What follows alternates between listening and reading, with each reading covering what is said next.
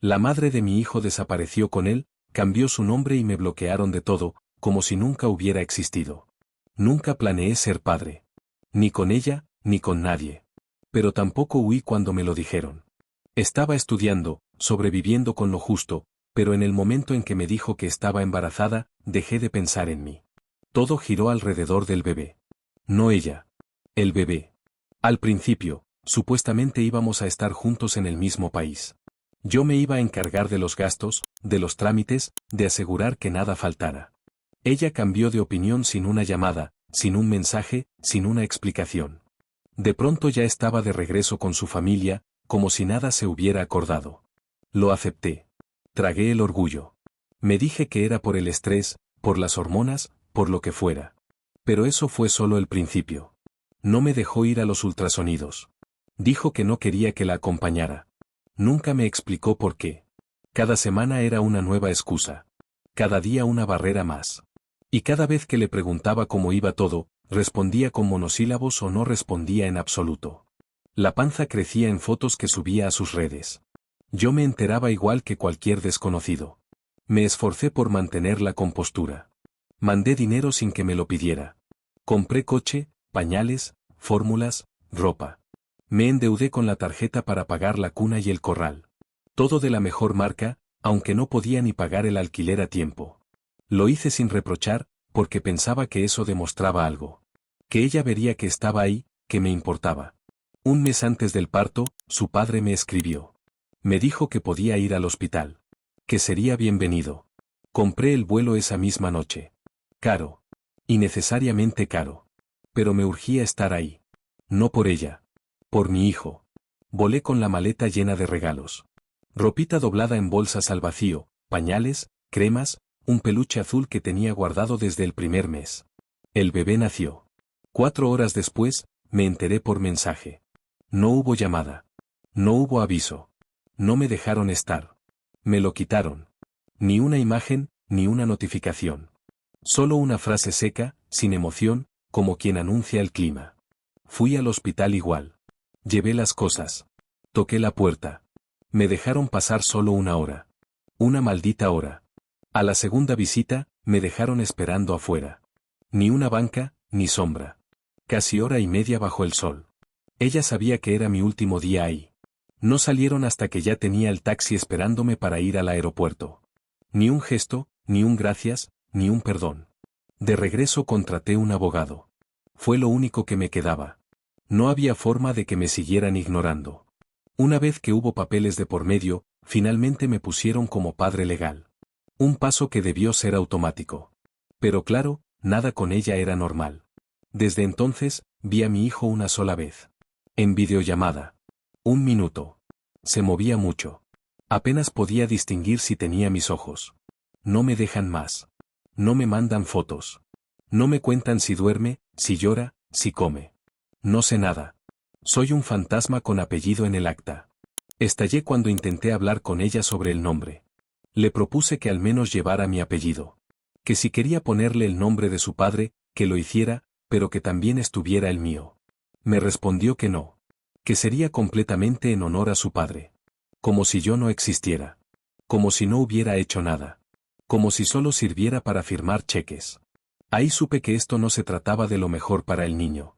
Era una guerra de control. Y yo era solo un cajero automático en la mira. Cada vez que intento proponer algo, se cierra. No acepta llamadas. No responde correos. Me deja en visto. Y si le hablo a sus padres, me ignoran o me dicen que es mejor no molestarla. Como si fuera un peligro que yo opine. Como si cuidar mi vínculo con el bebé fuera menos importante que su comodidad emocional. Su historial psiquiátrico lo descubrí a medias. No por ella, sino por un comentario de su madre, que se le escapó. Episodios. Cambios de humor. Medicación irregular. Diagnósticos imprecisos. Nada confirmado. Pero lo suficiente para explicar su conducta errática, manipuladora, volátil. Imposible hablar de custodia, de visitas, de acuerdos. Cualquier intento termina en silencio o amenazas de cortar el contacto del todo. Ella vive en un país donde las leyes están de su lado. La madre siempre gana. Yo estoy fuera, sin derechos reales.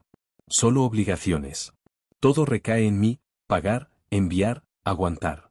¿Y el bebé? Es rehén. Un símbolo. Una excusa para castigarme por cosas que ni siquiera sé que hice. Intenté por las buenas. Intenté no meter a los tribunales.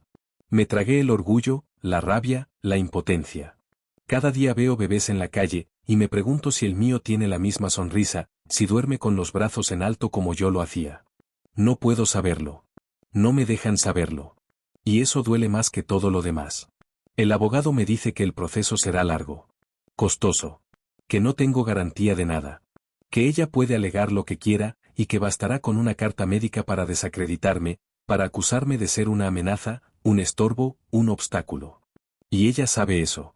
Lo usa a su favor. No quiero pelear. No quiero arrebatarle nada. Solo quiero estar ahí. Pero eso es demasiado pedir. Hace una semana me escribió. No para hablar del bebé, sino para pedirme más dinero. Dijo que los pañales estaban caros, que la leche no rendía, que el cochecito que compré ya no servía. Que tenía que enviar más. Me negué. Le pedí fotos. Me bloqueó. Cada día pienso en ir, presentarme allá, aparecer en la puerta. Pero el abogado insiste en que eso solo me perjudicaría. Que todo debe seguir un cauce legal. Que las emociones no importan en este tipo de procesos. Mientras tanto, el niño crece. No sé si gatea. No sé si pronunció su primera palabra. No sé si me reconoce en la pantalla, si me extraña, si sabe que existo. Ella no quiere criar a un hijo.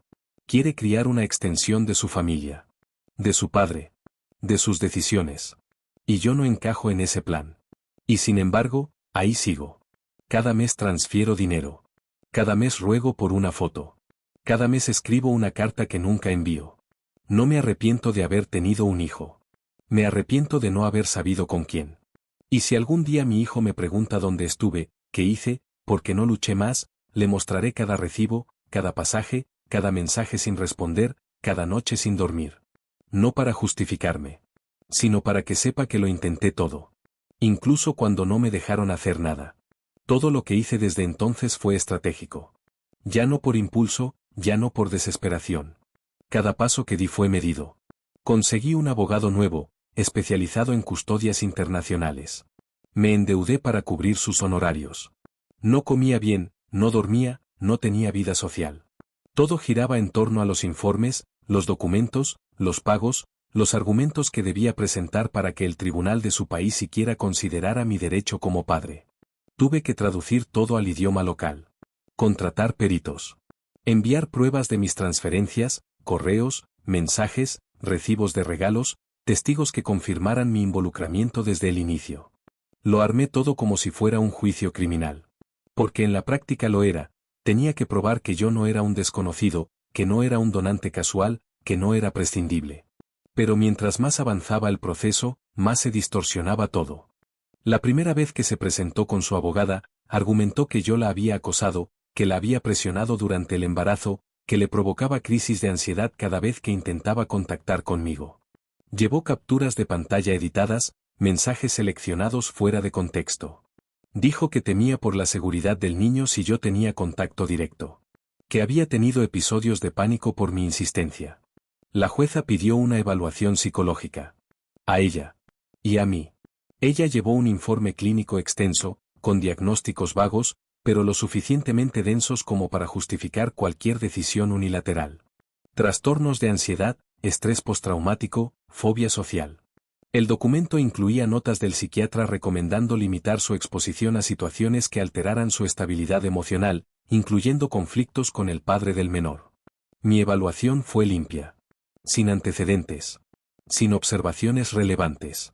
Pero eso no bastó. Después de varias audiencias, la jueza falló en su favor. Dijo que debido a la situación de vulnerabilidad emocional de la madre y la distancia geográfica, no era prudente forzar un régimen de visitas presenciales. Me otorgaron solo el derecho a videollamadas supervisadas. Una vez cada 15 días. Solo si la madre aceptaba. La primera llamada nunca ocurrió. La segunda tampoco. Dijo que el niño estaba dormido. Luego dijo que estaba enfermo. Luego que viajaban. En 2 meses, no logré ni un minuto más de contacto. Mi abogado recomendó no presionar más. Que presentar una queja por incumplimiento solo complicaría todo. que lo mejor era negociar. Intenté escribirle directamente. No respondió. Intenté contactar a sus padres. Me dejaron en visto. Tuve que volver a demandar. Una y otra vez. Cadenas judiciales sin fin. Más gastos. Más frustración. En una de las audiencias, la abogada de ella argumentó que el niño no tenía vínculo afectivo conmigo. Que era un extraño. Que no reconocía mi voz. Que lloraba cada vez que me veía en pantalla. Usaron eso como justificación para suspender incluso las videollamadas. El juez aceptó. Me dejaron fuera del todo. Después de eso, me limité a seguir mandando dinero. Ya no por obligación legal. Por inercia. Por impotencia. Por miedo a que dijeran que había abandonado al niño. Solicité una apelación. Me la negaron. Dije que viajaría allá para intentar una mediación. Mi abogado me lo prohibió. Cualquier movimiento físico sin aprobación judicial podía ser usado en mi contra. Pasaron 6 meses. No vi una foto. No supe nada. Un día, me llegó una notificación de su abogada, solicitaban cambiar el apellido del niño. Quitar el mío. Dejar solo el de la madre. Argumentaron que no había vínculo emocional. Que el apellido paterno solo causaba confusión y disonancia en el entorno del menor. Mi abogado me dijo que no tenía caso oponerse. Que lo más probable era que lo aprobaran. Lo aprobaron. Me borraron del nombre de mi hijo. Ahí entendí que no iba a ganar. Podía apelar, seguir pagando, seguir en la sombra. Pero el sistema estaba del lado de ella. No por justicia, no por lógica, sino por la narrativa emocional que había construido desde el primer mes. No era padre. Era un obstáculo. Unos días después, alguien me mandó una foto sin querer. Una amiga en común. Una historia en redes. Ella jugando con el niño en un parque. Tenía como 1 año. Estaba grande. Sonreía. Usaba una gorra con un nombre bordado que no era el que habíamos hablado. Uno nuevo. Uno que yo no conocía. Ni rastro de mí en esa escena. Ni un recuerdo. Ni una señal. Intenté contactar a esa amiga. Me bloqueó al instante. Todo lo que me quedaba era el expediente judicial. Carpetas con sellos, copias notariales, pruebas impresas. Todas inútiles. Volví a trabajar. Cambié de número. Me alejé de todo. Pero cada vez que veía a un niño de esa edad, se me cerraba el pecho. No podía evitar imaginar cómo estaría, qué estaría diciendo, si caminaba, si le gustaban los autos o los animales. A veces sueño que lo encuentro. Que crece, me busca, me pregunta por qué no estuve. Pero al despertar recuerdo que su mundo fue diseñado para no dejarme entrar. Me robaron algo que era mío. Y nadie lo vio como crimen. No hay justicia para padres así. Y aunque siga pagando, aunque siga existiendo legalmente como el hombre que lo engendró, para él soy solo una ausencia. Una palabra que nunca escuchó. Un nombre que borraron sin resistencia. Me rendí. Y no hay palabra más sucia que esa. Pero es la única que me quedó.